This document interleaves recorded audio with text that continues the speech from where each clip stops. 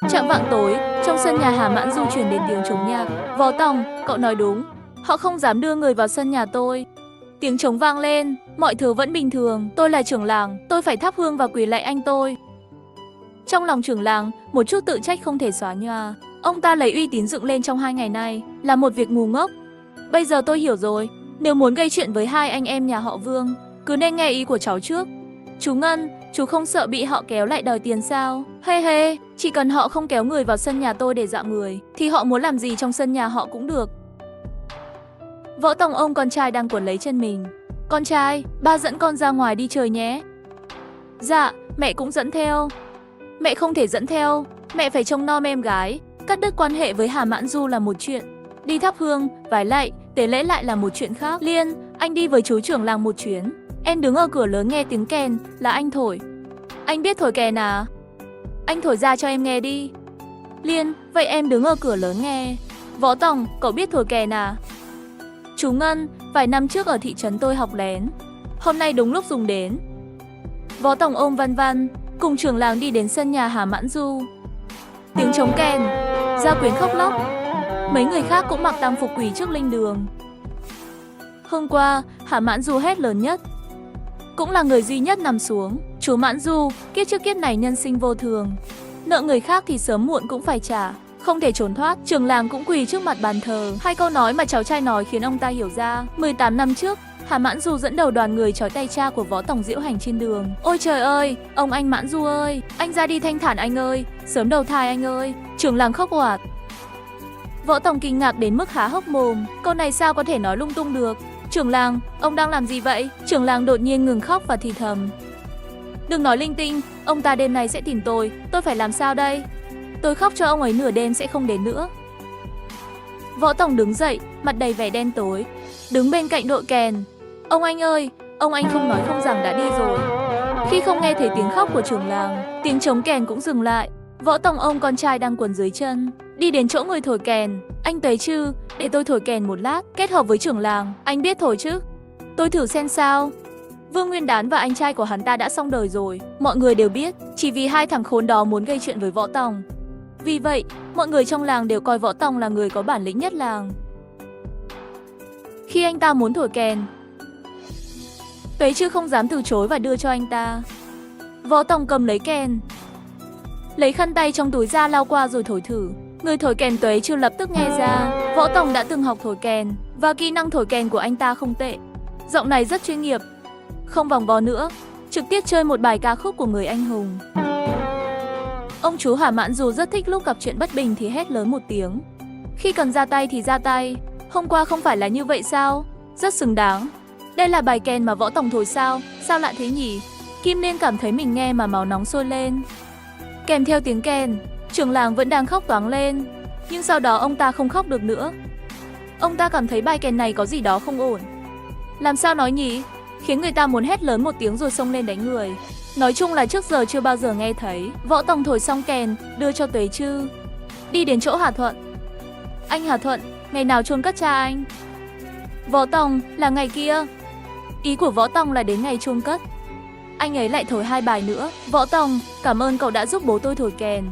Cả bài này tôi không biết là gì, nhưng bố tôi chắc chắn sẽ rất thích. Võ Tòng, buổi sáng tôi nói chuyện không đúng, và mẹ tôi đối xử với trưởng làng cũng không đúng. Một gia đình không thể chia rẽ.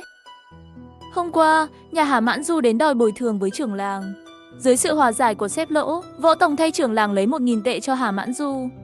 Trưởng làng của chúng ta đã khóc lóc thành khẩn như vậy với bố của anh, khóc một dòng sông. Vì vậy đừng tiếp tục làm khó trưởng làng nữa. Tôi dám chắc rằng trong mùa hè năm nay, dưới sự lãnh đạo của ông ấy, chỉ riêng vụ bán dưa hấu của gia đình anh có thể kiếm được 3.000 tệ. Võ Tòng, tôi biết rồi. Võ Tòng ôm con trai rời đi. Chú Ngân, chú không đi à? Võ Tòng, cậu đi trước đi. Chuyện của Hà Mãn Du, tôi sẽ lo. Có vẻ như trưởng làng tối nay sẽ lại thức trắng đêm ở nhà chú Hà Mãn Du. Từ khi ra khỏi nhà chú Hà Mãn Du, trong đầu Võ Tòng chỉ nghĩ đến gia đình mình. Trời vừa tối. Vân Vân, bố thổi kèn hay không? Bố thổi kèn hay quá. Vân Vân vỗ tay khen bố. Võ Tòng, vừa rồi bài kèn đó là anh thổi à? Ừ, tặng chú Hà Mãn Du, ông ấy thích, nên anh tiện ông ấy một đoạn. Võ Tòng, anh khi nào học thổi kèn vậy? Em đâu biết. Học xong lái máy xúc thì bắt đầu học kèn. Em đương nhiên không biết rồi, nói bậy nữa. Cả nhà 4 người đang đứng ở góc nhà, chú chó con đang quẩn quanh dưới chân, sắp sửa bước vào sân. Trên đường làng, một chiếc xe 3 bánh chậm chậm tiến lại. Trên xe, Trương Đông Bình đội một chiếc mũ lưỡi chai đen mới, che kín đầu. Võ Tổng, gia đình 4 người ra đón anh rể à? He, anh rể chưa ăn tối đâu, có gì ăn thì cứ mang ra. Trương Đông Bình nằm trên giường bệnh ở trạm y tế 2 ngày rồi, chắc là cả bữa trưa và tối đều chưa ăn ngon lành. Võ Tổng, em tưởng anh rể nằm viện không dậy nổi. May không sao, anh rể khỏe lại rồi. Anh rể không sao, có người đã cứu anh ấy, là Thường thợ mỏ và con trai anh ấy. Anh rể cũng thật là lì đòn, bị đánh như vậy mà vẫn không sao. Chuyện thường thôi, cách đây 10 năm, tôi cũng là một tay anh chị ở làng Tiểu Thủy. Nếu không phải sau khi kết hôn, bị vợ đè bẹp, con có thể chịu được sự ức hiếp của nhà họ Vương ở làng này à? Tôi không biết anh là ai. Anh hùng gì chứ? Kim Liên, anh đến đây dưỡng thương mấy ngày. Đừng nói với chị em là anh bị người ta đánh vỡ đầu. Hãy nói là gạch tường đổ trúng. Làng Tiểu Thủy giàu có hơn làng Lương Sơn Bạc. Người làng Tiểu Thủy bị người làng Lương Sơn Bạc đánh. Trương Đông Bình cho rằng nói ra sẽ rất mất mặt. Võ Tổng ơi, nhà mình đánh nhau với nhà họ Vương. Ông sẽ nói con họ Vương ở trường có đánh nhau không? Và trong đầu Võ Tổng bỗng nhiên tỉnh táo. Vợ tôi suy nghĩ đến cả những vấn đề nhỏ nhặt như vậy. Ở trường, con trai họ Vương và con trai của cô Mai học chung lớp. Không loại trừ khả năng hai đứa sẽ đánh nhau. Mâu thuẫn của người lớn không nên đổ lên đầu trẻ con. Chuyện này chắc chắn tôi phải can thiệp rồi. Ồ, đây không phải là anh rể của Võ Tổng sao? Anh xuất viện rồi à? Dạo này Trương Đông Bình làm thân với Trương Thiên. Hai người trò chuyện rôm rả. Võ Tổng đâu? Anh tìm em vợ tôi có việc gì? Trương Thiên thở dài, bảo Võ Tổng lái xe 3 bánh chở nước cho trường học. Đã nói rồi, tôi biết cậu ấy bận, thừa dịp thợ xây nghỉ trưa mà chở. Võ Tổng vừa hay đi ra ngoài và nghe thấy Trương Thiên nói chuyện. Trương Thiên à, tôi không bận, anh rể cứ để vợ tôi chăm sóc. Chúng ta cùng nhau chở nước cho trường học. Tôi riêng máy rồi trở về, chở nước cho trường học được 6 chuyến. Có học sinh ném sách xuống nước, Trương Thiên cầm mấy cuốn sách vớt lên từ trong nước. Tức giận đến phát điên, chắc là đứa học sinh nghịch ngợm nào đó, đồ tiểu quỷ nào đã nhét sách vào trong thùng sắt.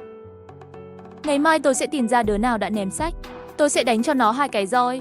Trẻ con cũng cần phải được đánh khi cần thiết. Trương Thiên, tôi nghe qua lời phụ huynh nói, trong 1 tháng dạy học của cậu chưa động đến một ngón tay học trò nào. Cậu thật không đánh mắng học trò.